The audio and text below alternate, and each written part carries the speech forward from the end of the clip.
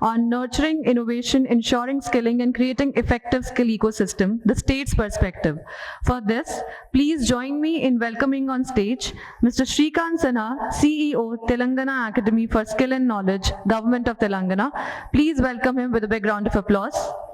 Ms. Ambika Patyal, General Manager, Haryana Kaushal Rozgar Nigam Limited, Government of Haryana, and Mr. Ashish Kumar, Assistant Director, UP Skill Development Mission, Government of Uttar Pradesh. Please welcome all our panelists with a round of applause. This panel will focus on how states can drive growth by nurturing innovation, strengthening skilling efforts, and building effective skill ecosystem. We all know that state governments play a key role in bringing together industry, academia, and training institutions to turn ideas into impact. So this discussion will look into what is working on the ground, where the gaps remain, and how states can create sustainable models that meet future workforce needs. To begin with the first question, I would like to ask all our panelists, according to you, what is the current status and key developments in the state skilling ecosystem in your state, including all the flagship programs that are there, and what are the outcomes of those flagship programs, the major flagship programs that are there, and what have been the outcomes of those flagship programs according to you? And we can start with Ashish sir, followed by, we can have 30 seconds to 45 seconds for each one of you. Thank you. So if we talk about Skill Development Mission UP, the flagship program which we are running right now and in the full swing is Project Praveen. Project Praveen is basically a program which is skilling of the students, those who are studying in group 9, 10, 11 and 12. So in accordance of the new education policy 2020, we have started this program, Project Praveen, which provide the basic idea of skilling to the class 9th, 10th, 11th, 12th students, and we have successfully started this program across the state. So this is one of the flagship program which I have indicated, Project Praveen, and with respect to this, we are already running with the SSDF training programs, and we have already good mandates of providing the training to the unprivileged rural youth, and especially targeting the women sector, the SC/ST category and minority category. So these are the major flagship program. The major flagship program which I have indicated is Project Praveen, and we are successfully running across the state right from the last 2 or 3 years. Thank Understood. you. Thank you, sir. I thought you'll go for the lady first. Okay, no worries. Thank you. I think for me, the question paper is already out. I've already discussed everything in the morning, but one of the things that I would like to talk about is today, as I said, we don't want to continue to be a state of only job seekers, but also job creators. And innovation and entrepreneurship is the only way out, right? Today, the large organizations cannot give you enough jobs. So you need to have, and I'm not talking about chasing the dream of solopreneur, of unicorns, decacorns, etc. But we need to ensure that we are able to create micro entrepreneurs, Right. solopreneurs and micropreneurs. And that's where we run a program called numeric 4 TY, Innovation for Telangana Youth, which is one of our flagship programs. Now, this is an online innovation and entrepreneurship mindset creation program first. Right, so we don't dive directly into entrepreneurship development like typically other people do. We start with the innovation and mindset creation program first. And this is a 7 weeks online program, 2 hours a week. There is no theory in it. It's a purely experiential learning and storytelling model, right? So that's what it is. We ensure that we are able to cover all the aspects through do it yourself. Right? For example, every entrepreneur wants themselves to be invested in, but they have never sold anything in their whole life. Right. You cannot teach consumer behavior in a classroom. So we give them the autobiography of Mahatma Gandhi, of Dr. B.R. Ambedkar, Bhagat Singh, and say, please sell it. Only when your favorite uncle refuses to buy it, you understand how to handle your first rejection, right? So it's a very, very experiential learning storytelling model, and this is linked to 7 SDGs. because SDGs are most important that the youth understand what it is. Because ESG today is being reported, right? Sustainability is one of the SDGs that we work on. Healthcare is another. Education, livelihood, all these are the various SDGs that we focus on. And for this program, we got the Scotch Gold Award, because this is the best program that is being offered in the country today for entrepreneurship and innovation. Once we did about 20,000 plus students started their entrepreneurial journey through this program. We then asked them to come with ideas, because we have taught them design thinking, problem solving, everything has been told to them. 10,000 is what bring back the ideas out of 20,000 plus. 5,000 of them are basically me too. So we bring it down to about 500 ideas of 1,500 people. And that's when we start with the entrepreneurship development program. Right. So that's one of our flagship program, which is doing really well. Got it. Okay. Ma'am. A very good morning to all of you. Before I answer the question, I'd like to first thank you, UPSDM APAC team, for organizing this event. In fact, it's a privilege to be here. And it's a privilege to be here at a point where we've all converged, because we all share a common vision, that is to transform the country. And as the name suggests for this conclave, that is envisioning India as a skill hub of the world. This is something that we all resonate with. Now, speaking about my state, I'm here representing Haryana. Now, Haryana boasts of actually establishing the first state skill university, Sri Vishwakarma Skill University. Vishwakarma, as we are all aware, is the god of skills and technology. So as the name draws a lot of inspiration for all of us. And we are actually working in that direction. As a university, it's the concept. It's totally based on developing courses, curriculum, and even the teaching methodology in line with the industry. The university has an OJT model in the sense that for every student that gets enrolled in the establishment has to undergo 6 months in the classroom and 6 months in the industry. And all the programs that are run in partnership with the industry. So I think that's the way forward. Right. Because as they say, whenever you're doing something, you should all start thinking from the end. Now, at the end of skilling, at the end of any training that a student goes through, the end is job and employment, and the end is to get placed in the industry. So why not begin that training day, initially the day one that the student enrolls, why not have him placed in the industry for the practical skills and for the theoretical bit of it? He is obviously there guided by the teachers, the professors, the deans that exist. So I think that is one of the pioneering ideas that Haryana has got into the skill ecosystem. And the second thing is the organization that I'm currently associated with, Haryana Kaushal Rozgar Nigam. Now, previously what was happening is that all the contractual manpower that was supplied to the government departments was managed by private vendors. So now we've moved away the vendors and brought them onto our portal. So now we are managing, and I would say that as an organization today, we are managing approximately 120,000 employees, and we have onboarded 250 departments that we are working with across Haryana. So the good thing is now the exploitation that existed with the vendors does not exist. All the people who are working on contractual basis are being provided all the benefits and timely wages. The women are being provided maternity leave. They are being provided with benefits, including men and women both, EPF, ESI, all the benefits that could have been. And there's no immediate hiring and firing. Everything is done in a very systematic manner. Now, the reason I'm talking about this portal is that as a way ahead, what has happened is that as of now, we have made it open to the public for the young youth, for the youth to actually get registered on it. So we have approximately 15 lakh people. Now, what next for these 15 lakh people? These are actually the job seekers in the state. Right. So we've also now licensed with various private industries to post their job requirement on that portal. So it has become a centralized portal where all the private companies are actually posting their job requirements, and all the candidates who are registered apply, and consequently they can actually go and apply and get selected if they have the right skill set. Right. The best thing that we've done is that we have actually got this organization registered as an RA.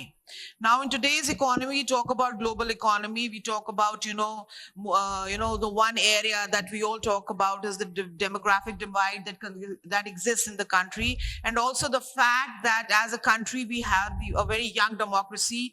We are actually, the source of the biggest manpower supply to the world. So being an RA, we are also mobilizing the students in a manner so that they can get these opportunities abroad.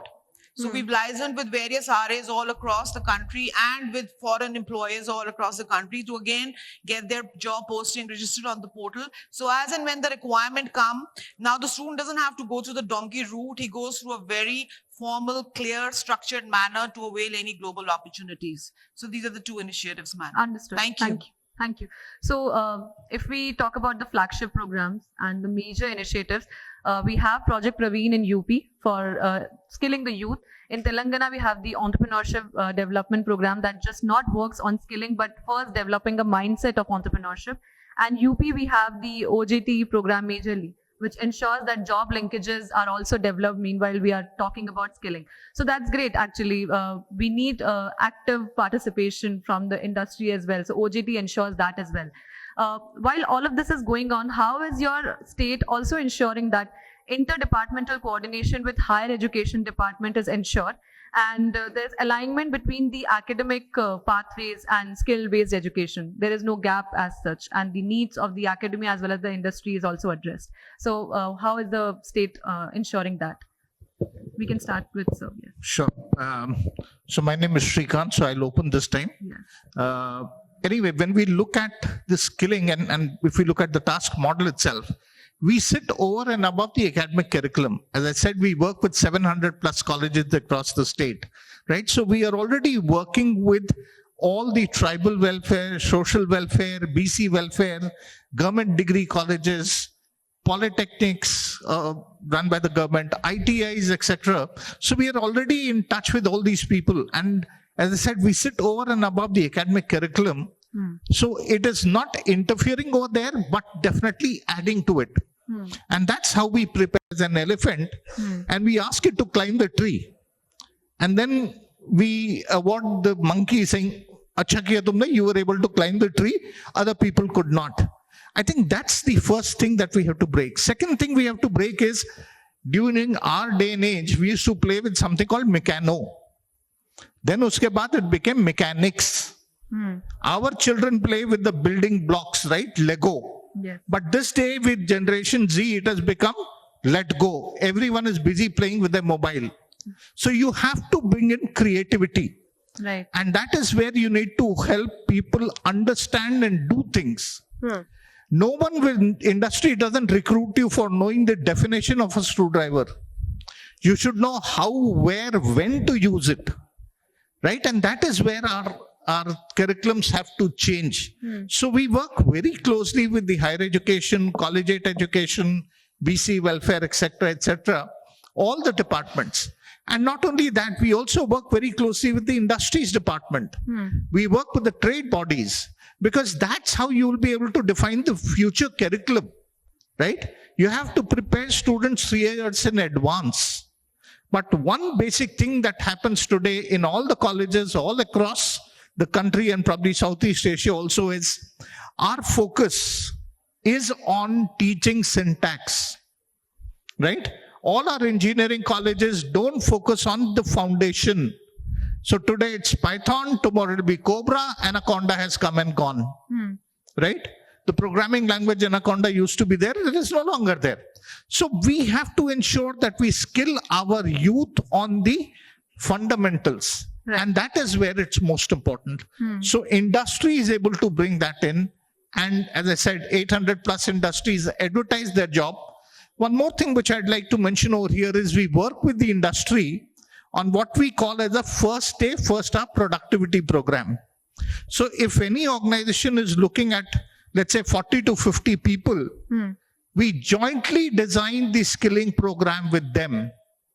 Right. If I don't have subject matter experts, or I don't have aircraft engines or similar kind of things on my shop, in my labs, I would much rather do the training on their shop floor with their subject matter experts. And this is a program, once it's 1/3 is complete, it becomes a hire, train and deploy, means a provisional letter of offer is given to the student. So that's where we ensure that he puts in his best efforts. People who are competent only go ahead. And that's how we run this program. Okay. Hope that answers. Yeah. Thank you, sir. So the most important part is to develop the curriculum, and that curriculum should be industry-based curriculum. For that, UPSDM has initiated a very good step a couple of months back. We have some knowledge partners associated. We are in the process of associating some knowledge partners like IITs, IIMs, and very reputed colleges across the globe, across the country. And with help of them, and also with the help of the industry organization like ISOCHEM and other organizations, we are going to make a common platform for all of them, like from industries, from academics, and from the Skill Development Mission UP, so that we can formulate a curriculum that is totally industry demand based curriculum for the skilling. So for that, we are in a process of making such curriculum with all these experts, and very soon we are going to have some curriculums, and we are going to send that for the approvals of the state center government NCVET, and we are in a process to start the training with these new curriculums, and these curriculum will help the students to get the direct you can say, whenever we provide the training to the students, some of the industries will hire them, and most of the industries, what they we get the feedback that they have to provide some special trainings to them apart from that curriculum which we have provided to them. So now we are in a process of bridging that gap, gap which should not be there in our curriculum and what the industry wants from our side. So we are going to make such curriculums, and that curriculum should be accepted from the NCVET, and we are very soon in a process to launch that in the skill development department. Got it. Thank you. Yeah, thank you. Coming to your question that how as a state we are co-depending on other departments and how we are working in synergy. Now to give you an example that as I spoke that my department that I'm working currently, Haryana Kaushal Rozgar Nigam, has already become a point of convergence because we have approximately 250 departments that are listed on our portal. And I also mentioned that we also have within our portal, we also have a mechanism where we can place candidates in the private sector. Right. Now, when it comes to placing candidates in the private sector, as usual, there's a gap that exists. So to cover up the gap for all the candidates that are selected, let's say on a scale of 1 to 10, if a candidate is selected and he gets a 6 on 10, and the industry would want him to make a 10 on 10. So then we pass on those students to our skill mission, that is Haryana Skill Development Mission, for him to get trained on that.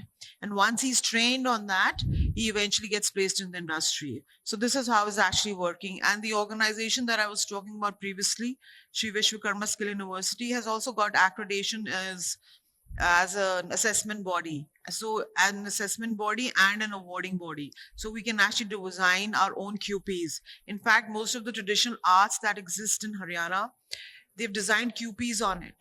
So what has happened is that, for all the regional colleges and for all the colleges that exist in far-flung rural areas, they're designing QPs so that the state can benefit from the expertise of that university. So this is how, we are actually converging it all. And let's say recently we did a program, PHED. They have these pump operators. We've heard this concept of RPL, recognition of prior learning. So most of these pump operators, they did not have any formal structured training, or they did not visit any institute. They just learned it. They just had hands-on training because the training was passed on to them from their predecessors or people who must have gotten trained earlier.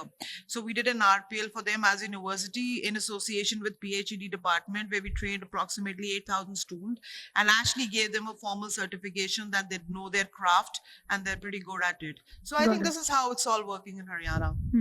So overall, we can say that all the 3 states are focusing on a collaborative kind of model, wherein a comprehensive approach is being focused on by integrating the academia and the industry as well.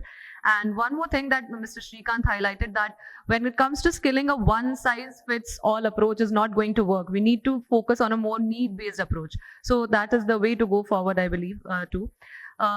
Next question is that what kind of steps have been undertaken currently to modernize the curriculum with emerging technologies? So what kind of emerging technologies are being integrated into the curriculum for the students across all kind of institutions? And I would like to begin with Ambika ma'am now. Yeah. You know, if I talk about the generation today, the generation that we have to deal with, let me go back in time. Now, we all know that the Britishers, I'm going back in history now, we all know that the Britishers, they came and they ruled, and once they left, they looted us. They did not only take our wealth, they even took away our confidence and our belief in self. So the first generation that was there inherited a very fragile economy and was just looking for some stability and security. So that generation was looking forward to government jobs primarily, right? Now the next, and then eventually the economy opened up in 1991. And after that, what happened? Privatization came in, and the next generation that was there moved on towards the private sector, focusing a bit more on taking risks and lesser on stability. Now the current generation that we have as of now, I'm talking about the Gen Zs now. Now this generation that we have is a generation that is brimming with confidence. They are, you know, they may not have achieved anything, but I must say their belief in themselves is tremendous, and they are digitally empowered. Now, who would have thought that the young guy going from town to town, hopping, you know, making content and reels would be the highest earning person all across, you know.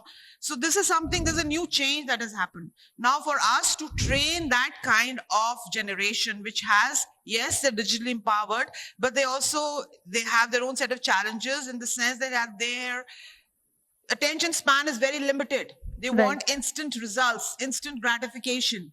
So for us to train that kind of generation, it's become of immense importance that we have to have a learning environment that is very dynamic, that is technologically advanced, that is in sync with what is current, and that is in sync with what is globally accepted. So for us as a state, yes, we do understand that, and we are bringing in, you know, a lot of things. We are bringing in the drone technology training. We're bringing in AI-enabled courses. In fact, we've opened a portal where the student can access these courses very easily. So all of this is happening, keeping in sync that this is not something that is, something that we can get away with, but this is something that is the need of the hour, and this is something that is very relevant. Now, another thing about skilling that I've seen is that skilling has never been able to make its mark in the sense it has never been very aspirational, right? So we have to have a model that's something these students can look up to and want to be a part of. No matter how many courses you design, if it is not aspirational, they will not be a part of it. So again, one way would be, yes, the content that you're delivering is something that has to be, you know, tech savvy and in sync with what is prevalent. And the second thing is the person who's delivering that skill set, the trainer. The trainer himself has to have that kind of capacity so that he can actually train the students. So skilling and upskilling of the trainers is something that we need to focus on. Send them to the industry, get them, send them to areas and, where organization where they can be, their skill set can be upped is something that is very mandatory. So this is something that we're doing because they are the ones who are actually going to do the knowledge sharing. Right? So this is another area that we are focusing on, that is train the trainer programs, upskilling them. And the third thing is that once you've developed this model, to scale it up in the sense that we're looking at a population that is, as we say, with the youngest democracy, to scale it up, to bring that model so that when I'm training 1, the outcome is same. And when I'm training 100, the outcome is also similar. So to make a model that is scalable and aspirational is something that we're working on. Right. What about UP, sir? Yeah. Thank you.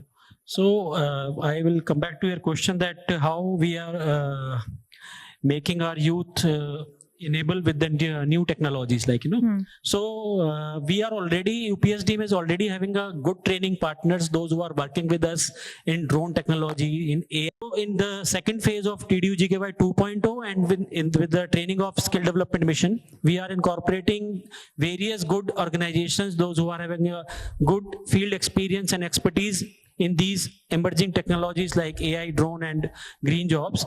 And the most important thing that ma'am has already noted, that some of the members of SSCs are also present here, that the quality of the trainer should also be focused in these type of courses.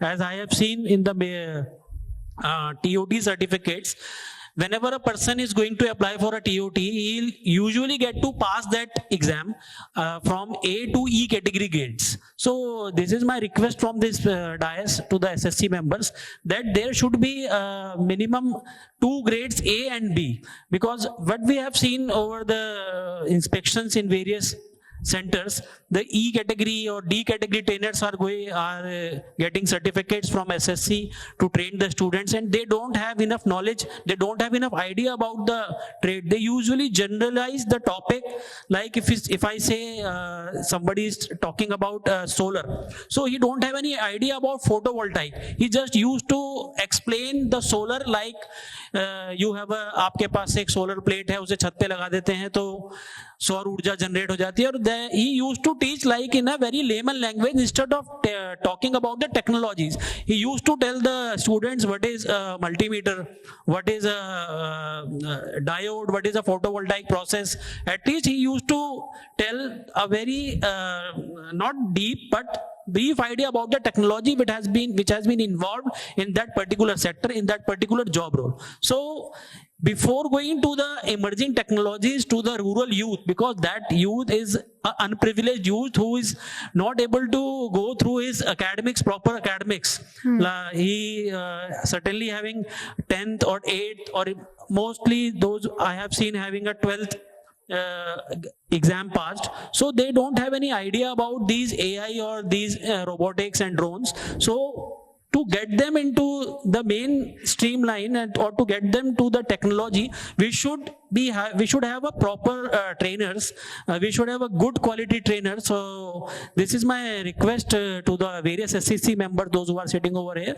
So you please kindly provide the certificate only in A and B category, and that there should be a mechanism of evaluating the trainers instead of the mechanism you are already having. I think most of the TOTs are having an online process. So these technologies should be, these technologies are very important, and at least not deep knowledge, there should be a basic knowledge to the trainers should have to train the students. So there is a time to need, there is a need to change this the process of hiring TOT or to approval of TOT by SSCs for at least for these new emerging technologies.